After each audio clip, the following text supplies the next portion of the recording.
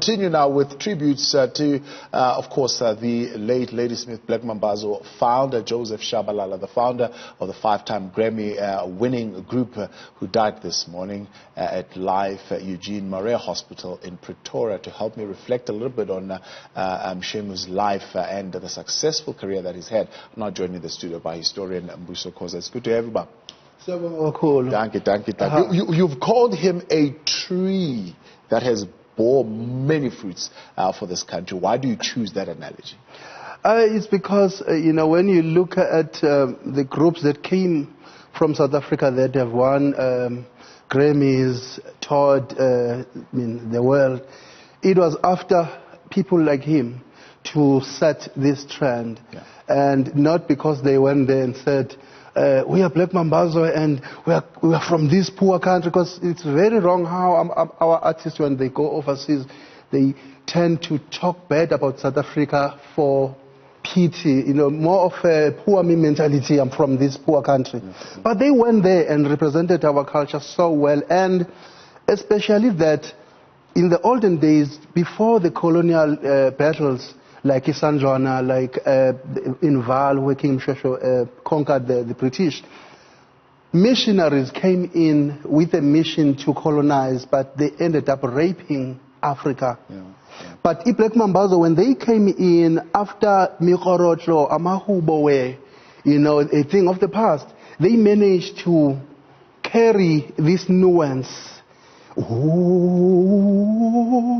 one Sheila, Machamba. Usakalo no Machamba, Sapali no Buya no Machamba, Buya no Machamba, Saka, Buya no Machamba.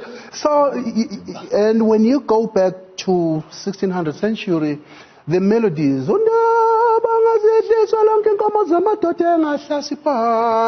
then, ooh, that elasticity, it's still there in the music called Slatamia. And that music came after the apartheid era, when people were working in these farms, in these back rooms, as garden boys, and when each time they meet, they have to sing because they are reminded of where they come from. But because it's a unique sound, because yes, one would even want to say, you would know that people try and recreate the sound, but you can never be able to recreate it. At some point they did ask Shabalala, how did you get the sound? And he said, look, I was asleep. And I had this sound in my dream. It's a calling. It's a calling. Yes. And he came out and recreated it. And I think it's something that should be taught in our schools. So where I was going with this now, when people were staying in these back rooms and they had to have dorm passes, to move around. So some of them were unable to go back home. So they would gather, and as they were busy talking about these stories of way back home, and like, hey man, but if we can sing, man, one time to move to my daughter, and someone would hit the floor as a scene, and one would say, hey, they are going to arrest us. It's such a beautiful genre, and I think this is not time for me to mourn, but to celebrate with dignity the life of a giant, and try to multiply his ideology and how he taught the music. I would say at schools we need to have a Joseph Shabalala vocal pedagogy. Absolutely. Absolutely.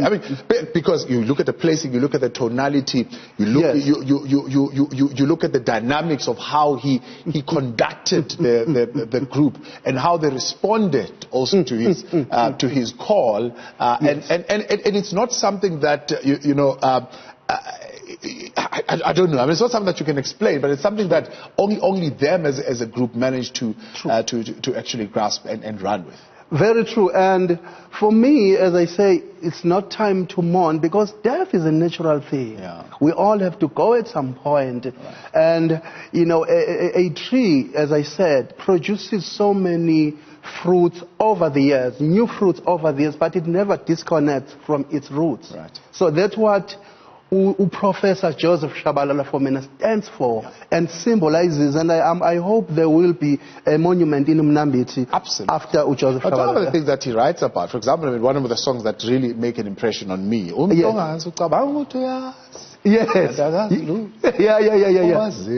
Yo. And that is a beautiful song.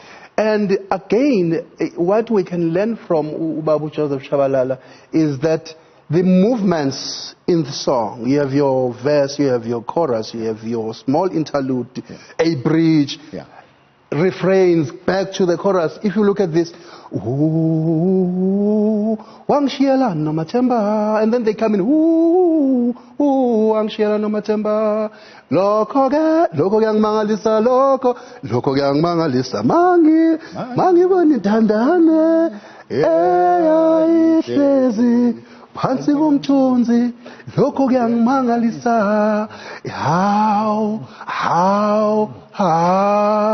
you know? Yeah. And something different is coming after, and then, before we go to the choruses, I think today's musicians who are showing us naked bodies on their music videos, they need to learn from Mr. Joseph Shabalala. He wrote songs about love, but you would never see a naked woman on the music video. Right. And that thing is continuously deteriorating our values as Africans. There are some young people who have grasped it. And when we saw the return of the a cappella sound with the likes of The Soil, The legacy. The legacy Yes. as well. And it was quite encouraging in how they are fusing it also with some of the more contemporary sounds. But the challenge is it's a smaller number of those artists. We need more, you know. Because if you check, I'm Americans, we had so many groups after, the 1619 in August, where people were taken to America.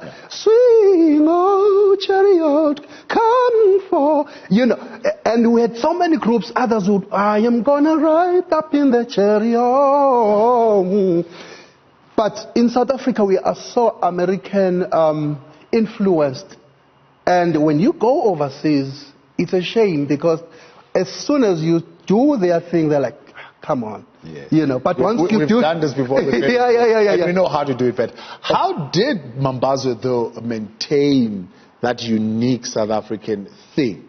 Even working with Paul Simon, working with the Dolly Partons of this world, when they got in, they still kept that unique South African sound. I would say a stronger culture devours the weak. So, but Joseph Shabalala, as a leader and the founder of the Black Mambazo, even when he speaks, you know, you can't separate him from his singing. Yeah. What? And then when he sings, it's the same nuance. Yes. You know, so he always maintained, his language, his background, and these melodies. Because one of the things that we need to face, I know your journey from your celebration to your career, that Christianity, not Jesus, Yes. has done a lot of things to us in terms of colonizing our ears and our tonality. Right. Because why we are commemorating Joseph Shabalala today is because he maintained that under those situations. Right. So when you talk about that, even his gospel was not square, because when you get boxed into a particular chord movement and chord structure, his is a little bit more elastic, and it's got a whole lot of movement and tales that are uniquely African. And that's and then when you go to an Anglican or a Roman, the notation of the music does not speak to the nuance of Africanness. Yeah. And it conditions you not to dance as an African. Right. Yeah. So we thank people like Professor Joseph Shabalala and the Ladysmith Black Mambazo as a whole for safeguarding and protecting our intangible heritage, because arts is the only platform that can make intangible heritage felt. Right. We can stand the whole day lecturing, people will listen and lose concentration, but once you instrumentize music in between, people the blend of voice and movement, it's something that they do so beautifully in Black Mambazo style. And that in storytelling, how effective it's been. And in terms of the dancing, again, each and every aspect of our culture is sacred, because when people pass away, we bury them, we don't burn them. You know, when we hit the floor, it's more of We respect the soil. The bones of our forefathers are buried there. You know what I'm saying? Yes. You know, so for me, being able to maintain it dance simultaneously as you are singing, for me that was magic, because Absolutely. you know, in other countries, you know, in other cultures, people when they are dancing, they're not singing. You know, the music is playing, the band is playing, but they were the band, they were the dancers at the same time. And they were the rhythm at the same time. Exactly. If we are to honor this legacy, if we are to keep and I'm glad that the offspring, the new generation is taking over, his son actually leading in the group. But if we are to take the Istatamia, in fact, let's talk about it a little bit further than where Black Mambazo has taken it. I think we need to take it to the level where jazz is, because jazz and classical music is so glorified, but we spend less time in our things. I won't mention the name of the group, but I've observed these groups who are doing gospel and other music. Yeah. When they are arranging an American song, they give it all with a tacit and accenting. Yes. But when you have to do a chorus, you don't put so much work into valorizing, ascribe more value, take it further. It's like, we keep it simple. You don't, which is why I like what Ubabu Temba did with the with Noma Temba, because he took it to a completely different direction. That arrangement is amazing, man. From the Lost and Found. Yes. And I'm also hoping for more young people to come up, you know, believe in this genre. But the challenge, it's an expediency that is detected in our intentions when we are ascribing value to what we call heritage or culture or traditions. We do it because there is money, because tourists love it. It's the same thing with gospel music. People are doing gospel music because it sells, not because they understand God's spell. Not because God's spell, you're spelling the things that are of God. So it's the same thing with culture. I always say this, that what is the distinction between history, culture, and heritage? The role of history is that it documents certain set of events. Then later culture is born. After culture is born, things like this, we can't wear them every day in a sunny weather. Then we safeguard them as what? Heritage. It's what we inherited from our forefathers. So for me, Joseph Shabalala, as a professor in this genre called Khoza today, he resembles that. And we need to monumentalize him. We need to monumentalize his songs. We need to hear them in museums. We need to hear them in schools. We need to hear them in choral setups. I can imagine,